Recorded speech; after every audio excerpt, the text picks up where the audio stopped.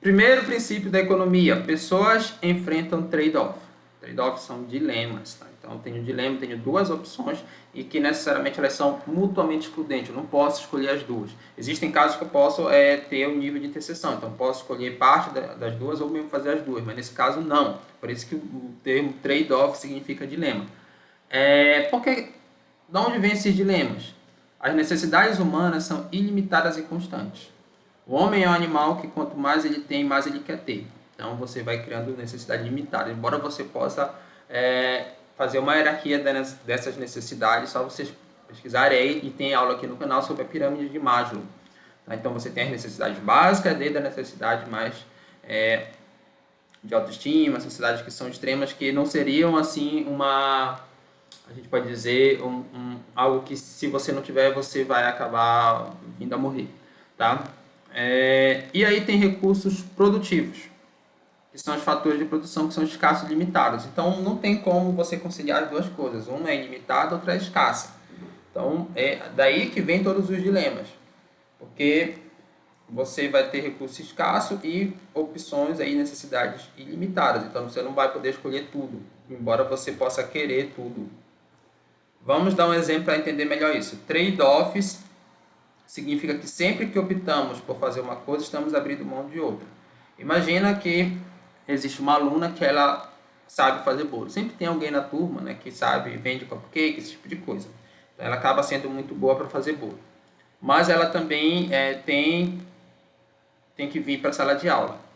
Então, ela tem que vir toda manhã para a sala de aula. Ela poderia estar num dilema.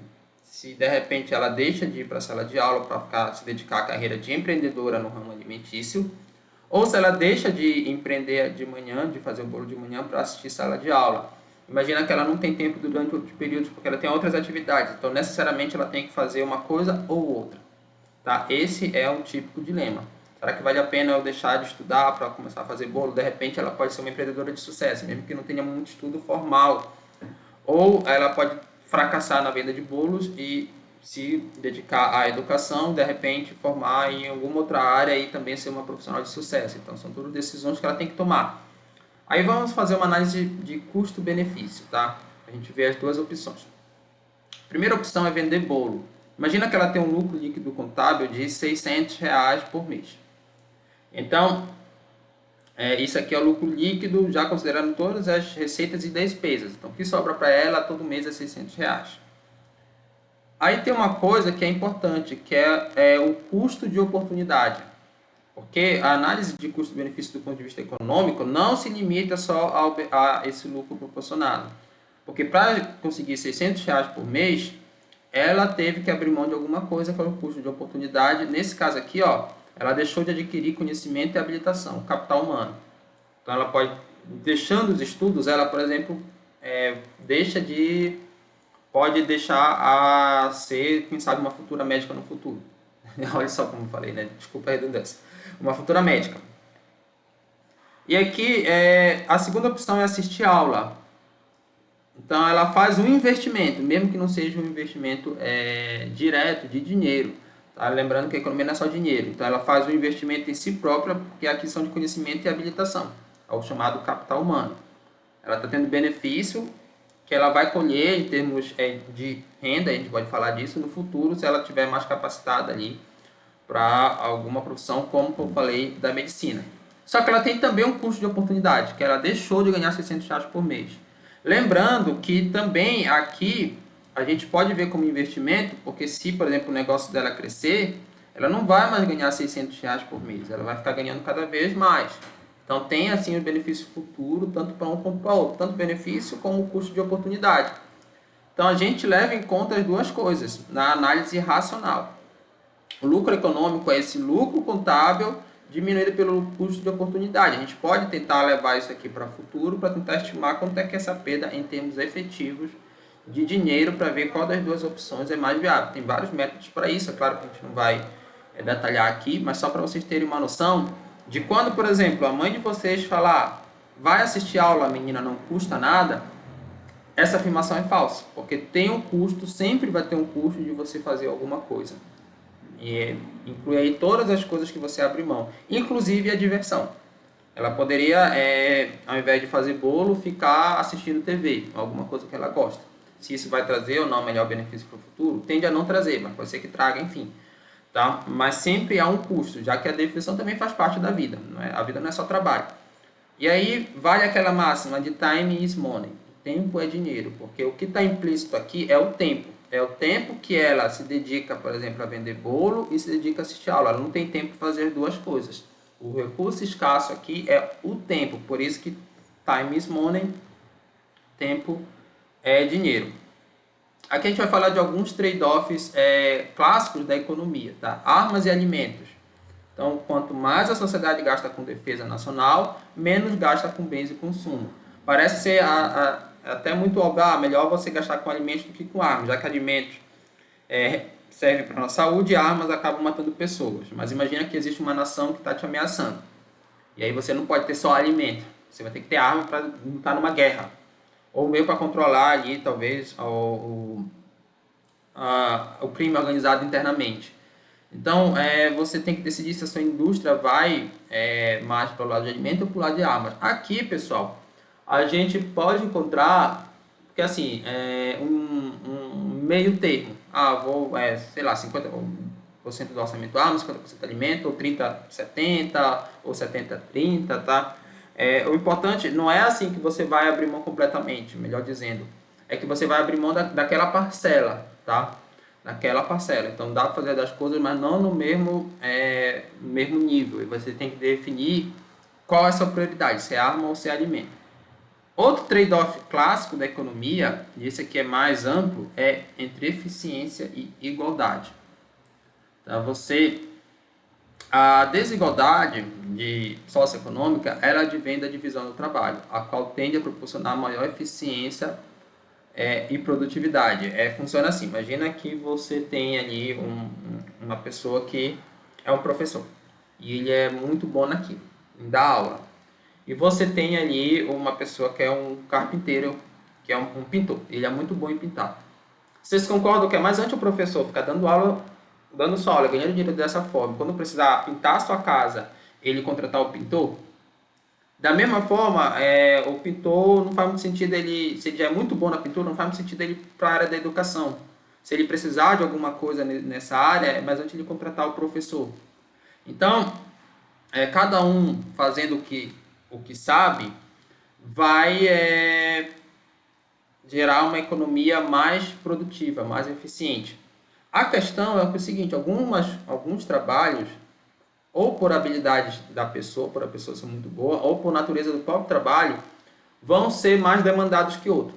E naturalmente o dinheiro vai fluir para aqueles trabalhos que forem mais demandados. Se for um super professor, e aí as pessoas procuram bastante ele, a tendência é que ele vai ganhar mais dinheiro por conta disso, já que tem muita demanda. O que ele fala não se encontra por aí. A mesma coisa se for um super pintor. Vamos pegar o exemplo de um jogador de futebol. Por que ele ganha tanto quando é, por exemplo, um excelente jogador? O Messi vai ganhar muito porque só existe um Messi no mundo.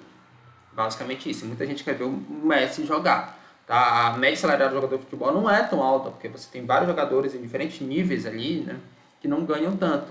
Mas o Messi ele é diferenciado. E como as pessoas querem ver o Messi jogar, ele vai ganhar mais. Aí alguém pode questionar, mas é injusto o Messi ganhar tanto e outro jogador de futebol ganhar pouco. Ou o Messi ganhar tanto e os professores ganharem pouco, ou determinado professor ganhar pouco. Aí vem a discussão sobre igualdade. E o que é que pode acontecer? O governo pode redistribuir a renda dos ricos para os pobres. Ele pode também fazer o contrário, pegar a renda dos pobres e passar para o rico. Mas, quando ele faz isso aqui, que seria teoricamente a função dele, no sentido de proporcionar uma sociedade mais igual, ele reduz o incentivo ao mérito. Tá? Então, o mérito, pessoal, a gente tem que entender como esforço inteligente. Tá? Tem muita gente que diz por aí que não existe meritocracia, mas tenham cuidado com esse tipo de afirmação, porque tudo bem você dizer que o meio que você nasce ou que a sociedade que você vive influencia nos seus resultados, mas você dizer que a partir daí você não tem mais liberdade para fazer escolhas e boas escolhas estão associadas ao mérito, ao mérito que você tem de fazer boas escolhas e prosseguir com elas. Se você negar que existe esse mérito, você está negando em última instância o livre-arbítrio, que você não pode fazer escolhas, simplesmente você é um fruto do meio que você nasceu, uma visão determinista e que nega de fato o livre-arbítrio. E eu vou dar o exemplo de como isso acontece com a avaliação socialista. Imagina que em sala de aula o professor resolve passar um método de avaliação socialista, da seguinte forma: vão ser 3 provas, e em cada prova vai ser o seguinte: todos os alunos vão fazer a prova e a nota de todo mundo vai ser a média. Então você vai somar todo mundo, dividir pelo número de alunos e pegar a nota, vai ser igual para todos, tá? No princípio da igualdade. O que vai acontecer na primeira prova? Vai ter um aluno que vai se dedicar muito, vai tirar 10. Vai ter outro aluno que não vai se dedicar pouco, vai tirar 0. E assim a turma vai se distribuir, um 8, outro 9, enfim, outro 2, outro 3. E você tem, por exemplo, que a média da turma foi 5. E aí todo mundo fica com a nota 5. O que vai acontecer na próxima prova? Vocês acham que o aluno que tirou 10, ele vai se dedicar da mesma forma que ele se dedicou na primeira prova? Ele vai dizer, poxa, eu me dediquei, tirei 10 na prova, mas eu fiquei com nota 5. Quer saber? Eu não vou me dedicar tanto. E o aluno que tirou 0 e ficou com 5, ele vai pensar que ele vai ser beneficiado de alguma forma. Tem alguém estudando para mim, eu não vou me esforçar. Acaba que nenhum dos dois se esforça. Na segunda prova, o aluno que tirou 10 já não tira mais 10. Digamos que ele tire 6 e o outro continua tirando 0. E a média da turma cai para 3. Então isso vai acontecendo de tal forma que você vai reduzindo a média da turma. Em termos de economia, é como se você reduzisse o PIB do país. Foi o que aconteceu lá na União Soviética. Você reduz a produtividade. Isso não acontece de uma hora para outra, isso acontece com o tempo. E aí você tem uma sociedade em que todos têm a mesma nota, todos ganham iguais, mas o tamanho do bolo da economia que a gente fala é menor. Por outro lado, no sistema capitalista, você tem uma sociedade em que você tem uns ganhando mais do que os outros, né, no nível que muitos consideram não adequado. Porém, mesmo quem ganha menos, muitas vezes está com uma fatia de bolo maior do que quem ganha aqui. Tá? Pelo fato desse bolo aqui ser maior, já que o capitalismo é um sistema que incentiva mais a produtividade. Claro que eu coloquei exemplos extremos aqui, você pode ter um meio termo, por isso que é um trade-off. Qual nível de igualdade o governo pode buscar, enfim, né? Isso é uma discussão grande na economia, mas para vocês entenderem que é sim um dilema. Eu não posso buscar, via regra, buscar mais igualdade sem abrir mão da eficiência, tá bom? Um terceiro dilema bem interessante é crescimento econômico e preservação ambiental. E aqui no canal já tem uma playlist sobre essa temática de desenvolvimento sustentável. E vocês vão ver que são 3 escolas básicas que você tem.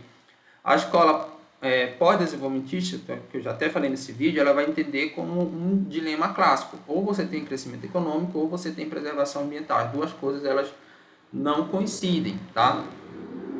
Eu falei lá no início que trade-off você tem que necessariamente abrir mão de uma coisa para outra, mas às vezes você consegue encontrar sim um meio termo, tá? O que não pode é você ter completamente uma coisa ou completamente outra. Então,